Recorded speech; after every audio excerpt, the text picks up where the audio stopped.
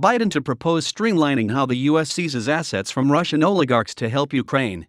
President Joe Biden will send a proposal to Congress Thursday outlining a legislative package to further pressure Russian oligarchs over Russia's war in Ukraine, including using money from their seized assets to fund Ukraine's defense, the White House said. The package developed through an interagency process including the Treasury Department, Justice Department, State Department and Commerce Department will establish new authorities for the forfeiture of property linked to Russian kleptocracy, allow the government to use the proceeds to support Ukraine and further strengthen related law enforcement tools, the White House said in a fact sheet. The proposal is expected to come alongside a request for Congress to approve new supplemental aid for Ukraine, including military, economic, and humanitarian assistance that is expected to last through the end of the fiscal year. Biden is set to deliver remarks on offering support for Ukraine at 10:45 a.m. Eastern Time in the White House's Roosevelt Room. While members have agreed that more money for Ukraine is necessary, it's still not clear how the supplemental would move swiftly through Congress, nor is it clear how quickly this proposal on oligarchs could move. A likely path would be to tie the two pieces of legislation together, but Republican and Democratic leaders are in the early stages of talks on how to pass the broader funding for Ukraine. One element of the package would streamline the federal government's efforts for seizing the assets of Russian oligarchs by creating a new administrative process through the Treasury and the Justice Department for the forfeiture of property in the United States that is owned by sanctioned Russian oligarchs and that has a connection to specified unlawful conduct. It would make it a criminal offense for people to knowingly or intentionally possess proceeds directly obtained from corrupt dealings with the Russian government.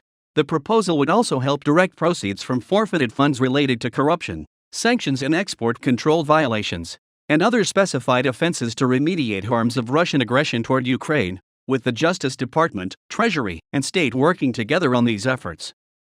Earlier this week, Attorney General Merrick Garland said the Biden administration would support legislation allowing for some of the proceeds from assets the DOJ seizes from Russian oligarchs to go directly to Ukraine. The proposed package would allow for a forfeiture of property that Russian oligarchs can use to facilitate the evasion of sanctions, a shift from the current U.S. law which only allows for the U.S. to forfeit the proceeds of sanctions violations. It also would categorize sanctions evasion as racketeering activity, extend the statute of limitations for pursuing money laundering prosecutions based on foreign offenses from 5 to 10 years, and would enhance the U.S.'s ability to work with allies and partners to recover assets linked to foreign corruption.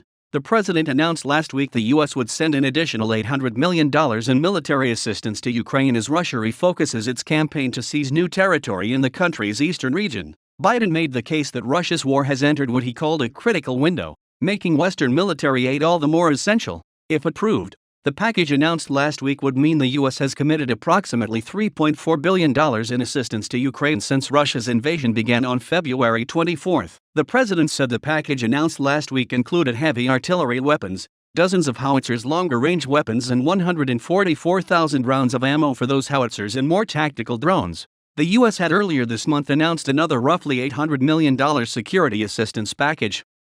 That package included Mi-17 helicopters, Switchblade drones, protective equipment to guard against chemical attacks, Javelin anti-tank missiles, and 113 armored personnel carriers, counter-artillery radars, and body armor and helmets. In addition to military aid to Ukraine, the U.S. and its NATO allies have issued a slew of sanctions against Russia. The United States, European Union, United Kingdom and Canada have introduced sanctions targeting Russian President Vladimir Putin and Russian Foreign Minister Sergei Lavrov and have banned certain Russian banks from SWIFT, the high-security network that facilitates payments among 11,000 financial institutions in 200 countries. Biden has announced a ban on Russian oil, natural gas, and coal imports to the United States. The House of Representatives has also passed a bill to suspend normal trade relations with Russia,